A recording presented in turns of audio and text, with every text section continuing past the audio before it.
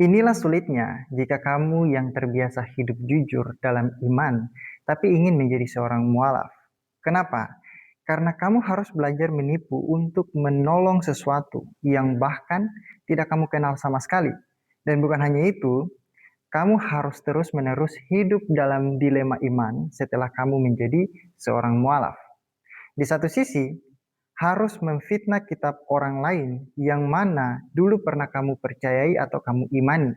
Tapi di sisi lain, kamu juga harus rajin menjilat kitab yang sama itu ketika imanmu haus akan validasi dan kamu bingung untuk mencari validasinya di kitab apa atau di mana. Dan jalan satu-satunya adalah untuk mendapatkan validasi itu, kitab yang sudah kamu ludahi tadi atau sudah kamu ludahi dengan fitnah, harus kamu jilat kembali demi sebuah validasi iman. Kalian bisa melihat ini dari salah satu postingan seorang muslim yang mengutip ayat Alkitab demi mengemis sebuah validasi iman.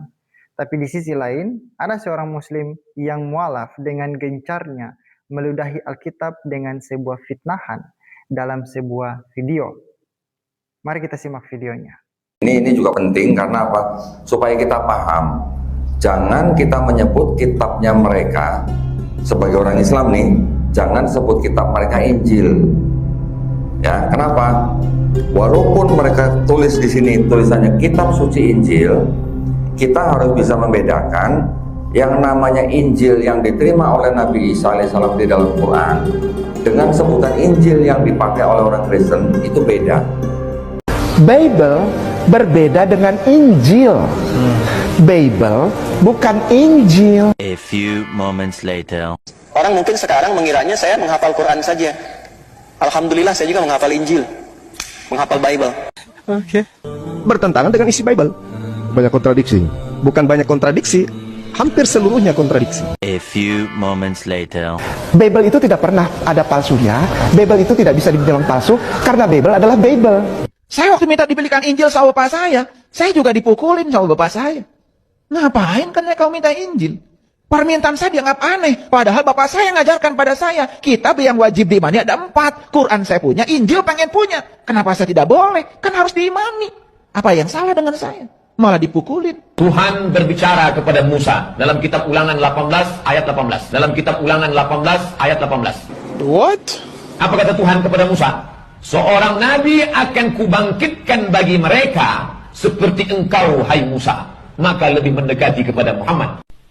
Dalam Injil Lukas pasal 24 39 sampai 43. Maksud saya adalah, apakah kitab Injil yang disebut Al-Quran pernah ada? Pernah. Sejauh ini apa? Itu sudah berlalu. Apa yang dikatakan oleh Tuhan Yesus terhadap orang-orang seperti ini?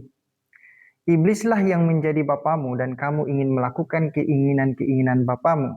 Ia adalah pembunuh manusia sejak semula dan tidak hidup dalam kebenaran, sebab di dalam dia tidak ada kebenaran.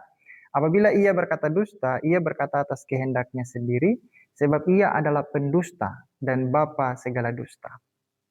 Kalian boleh tidak setuju dengan iman Kristen dan Alkitab, atau kalau kalian ingin mengkritisinya, silakan. Tetapi dengan menyebarkan fitnah dan kebohongan tentang iman Kristen dan Alkitab, pertanyaannya adalah, apakah itu yang diajarkan Islam kepada kalian? Tuhan Yesus memberkati.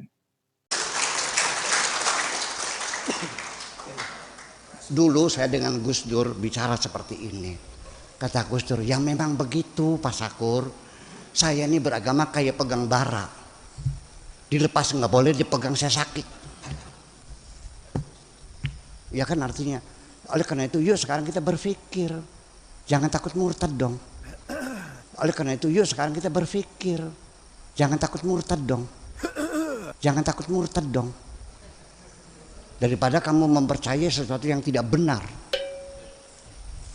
Betul nggak? Ya iya, berpikir kritis, berpikir kritis, berpikir kritis. Selama ini kita dididik beragama ini dengan cara pejamkan matamu, matikan lampu, tutup jendela, kunci pintu. Yakinlah begitu caranya. Selama ini kan begitu. Pokoknya kan begitu. Yuk kita berbicara rasional. Itu yang saya inginkan. Dan ini akan terjadi perubahan nanti. Sebab kalau tidak dimulai dari pikiranmu, bagaimana bisa berubah?